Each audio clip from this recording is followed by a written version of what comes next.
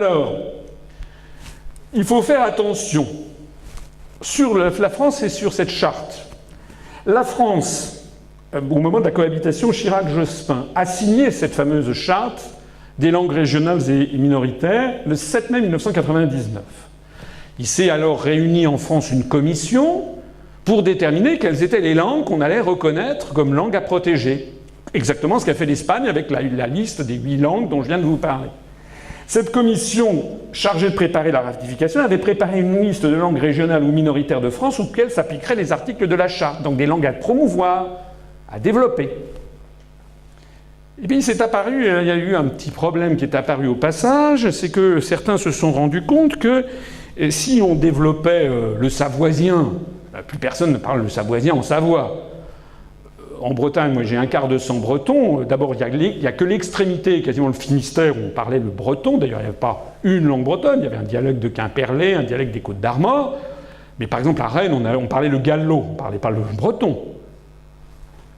Mais donc, si on développe ex nihilo des langues qui sont quasiment défuntes, comme le breton, pourquoi ne reconnaîtrait-on pas l'arabe, qui en Seine-Saint-Denis, par exemple, est de très loin la langue la plus parlée? Alors les gens se sont dit, tiens, mais au fait, effectivement, est-ce qu'on doit reconnaître l'arabe? Ou bien on peut reconnaître des quantités d'autres langues, en définitive. Il y a des quartiers de Paris où le vietnamien ou le chinois sont bien davantage parlés que le français.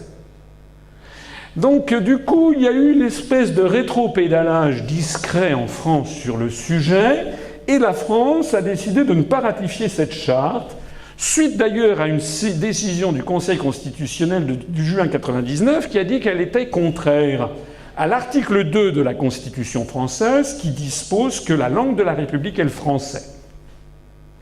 Et que deuxièmement, elle portait atteinte au principe constitutionnel d'indivisibilité de la République, d'égalité devant la loi et d'unicité du peuple français. C'est la décision de notre Conseil constitutionnel, qui en général d'ailleurs ne brille jamais trop par son audace, puisqu'il est, en fait, c'est pas des magistrats comme le tribunal constitutionnel de Karlsruhe en République fédérale d'Allemagne. C'est un conseil qui est peuplé, enfin les gens sont choisis par le président de la République, Premier ministre, le président de l'Assemblée nationale et le président du Sénat. Donc en général, c'est plutôt des amis du pouvoir. Mais eux-mêmes, quand même, ont pointé le fait qu'il y avait dans cette charte un risque de nuisance à l'indivisibilité de la République française et d'unicité du peuple français. Ça n'est pas moi qui le dis, c'est le Conseil constitutionnel français qui l'a dit. Le résultat, c'est que cette charte n'a pas été ratifiée. Mais croyez-vous que nos dirigeants soient restés là? Point du tout, puisque M. Sarkozy, du temps où il était président de la République, a fait modifier notre Constitution dans le dos des Français, puisque malheureusement notre Constitution peut être modifiée par des petites tambouilles internes entre l'UMP et le Parti socialiste.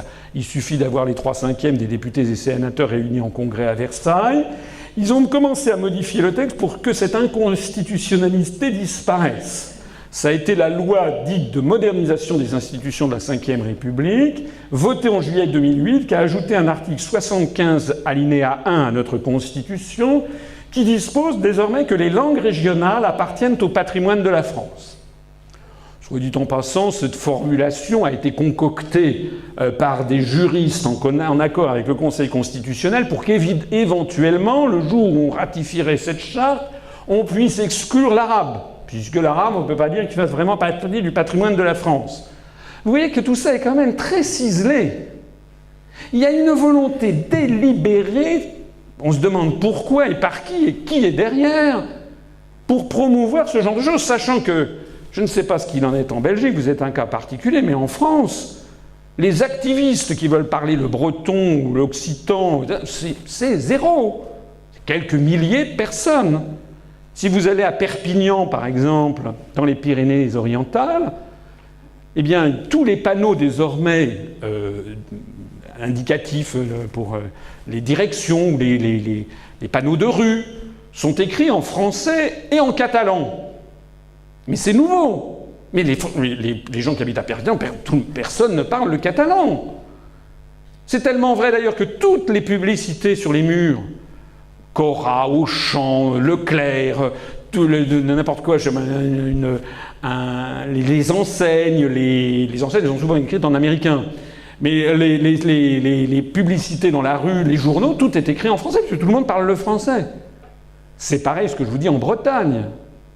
Donc nous avons au rebours de toute une tradition française, désormais les pouvoirs publics qui délibérément suscitent une instabilité, j'allais dire linguistique, une hétérogénéité délibérée, alors que les Français ne sont dans leur écrasante majorité pas du tout demandeurs. C'est pas de ça qu'ils veulent. Hein. Ils veulent qu'on lutte contre les délocalisations, contre la montée en flèche du chômage. C'est ça qu'ils veulent. Ils ne veulent pas du tout parler breton. Hein.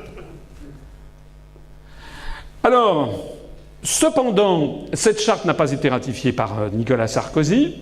François Hollande avait annoncé pendant la campagne présidentielle qu'il ferait ratifier cette charte. C'était la promesse numéro 56, je ferai ratifier la charte européenne des langues régionales ou minoritaires.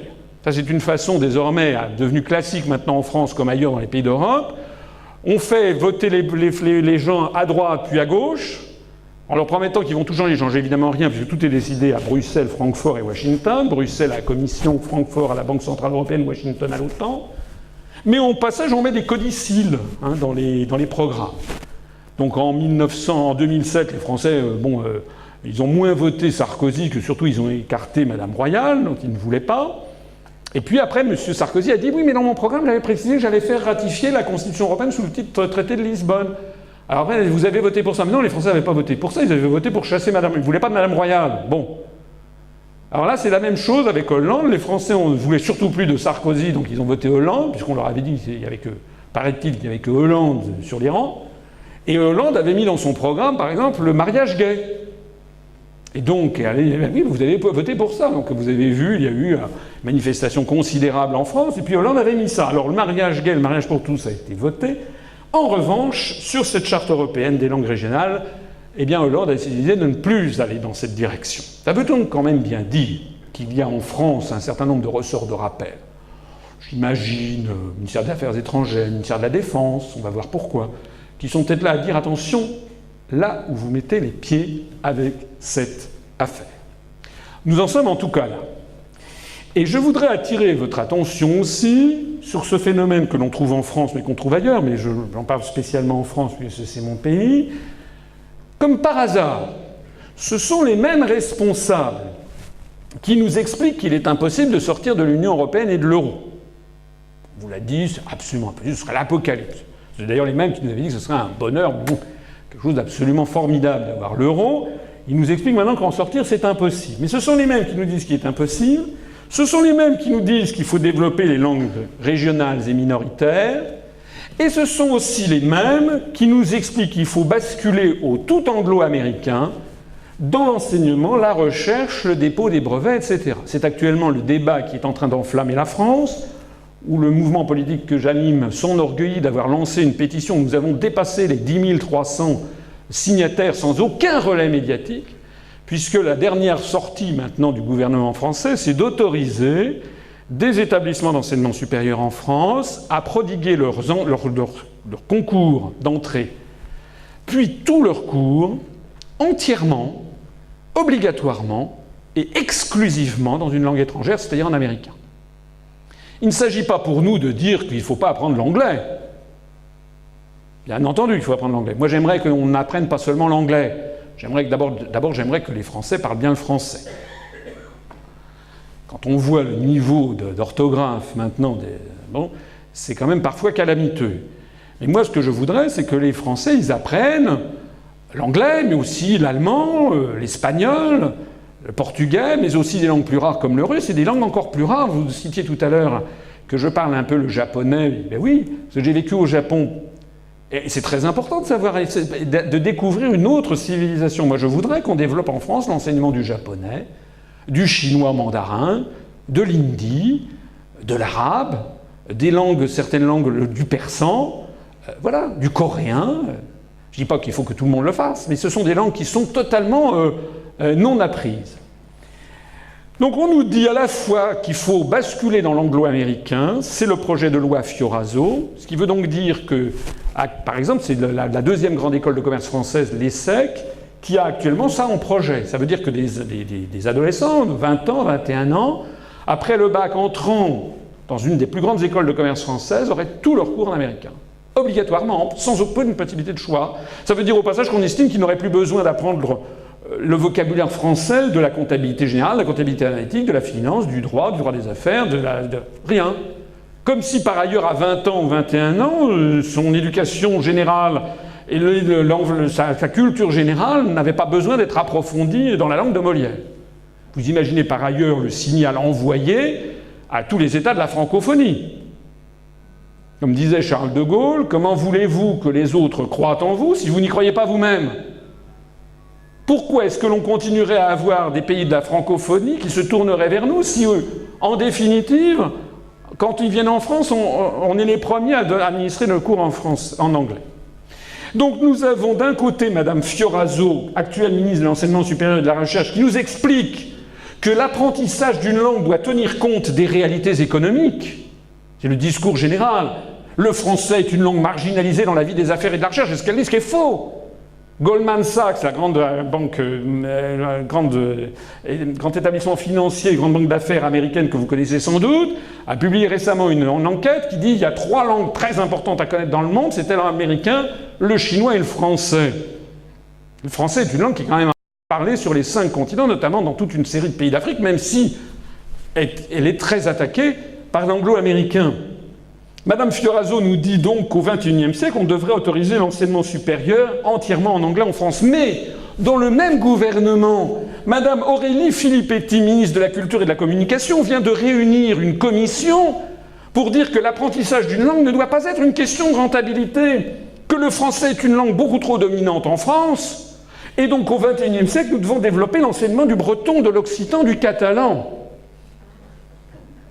C'est Janus bifrons. Et ça, vous avez derrière, vous avez une cohérence cachée à ce discours apparemment incohérent. C'est quoi la cohérence cachée ?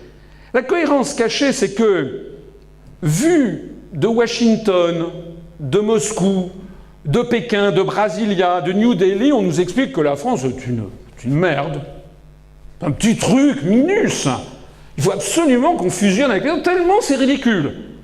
Au passage, on est quand même la 5e économie mondiale, ou la 6e, il y a quand même 195 États dans le monde.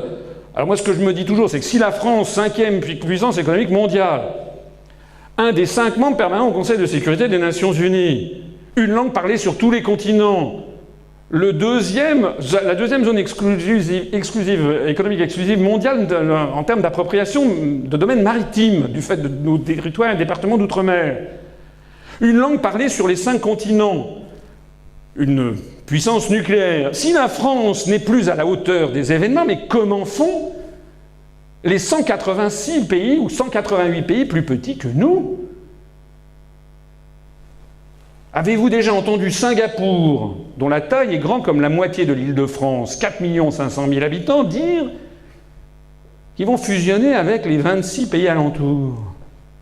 Singapour, dont le niveau de vie est supérieur à la France et dont le taux de croissance est supérieur très loin à la France, maintenant c'est des taux de croissance de 7 à 8%. Singapour, dont le dollar de Singapour se porte très bien, merci pour lui. Avez-vous déjà entendu le Sri Lanka, le Paraguay dire dont nous ne sommes plus à la taille des événements? Est-ce que vous avez entendu le Vanuatu, le royaume de Tonga dire on n'a plus qu'à se faire seppuku, à se suicider puisque nous ne sommes plus à la taille? Avez-vous déjà entendu Israël dire « Nous sommes tout petits, nous avons 6 millions d'habitants, nous allons donc fusionner avec les 26 pays alentours ». En réalité, les mêmes qui vous disent que la France, vue de Washington, New Delhi, Brasilia, Pékin, Moscou, est ridiculement petite, vous expliquent que vue de Quimper, Biarritz ou Ajaccio, c'est un monstre totalitaire, une espèce d'empire culturel qu'il convient de mettre à bas. En d'autres termes, c'est le niveau national qui est visé. De même que c'est la nation belge qui doit disparaître, c'est la nation française qui doit disparaître.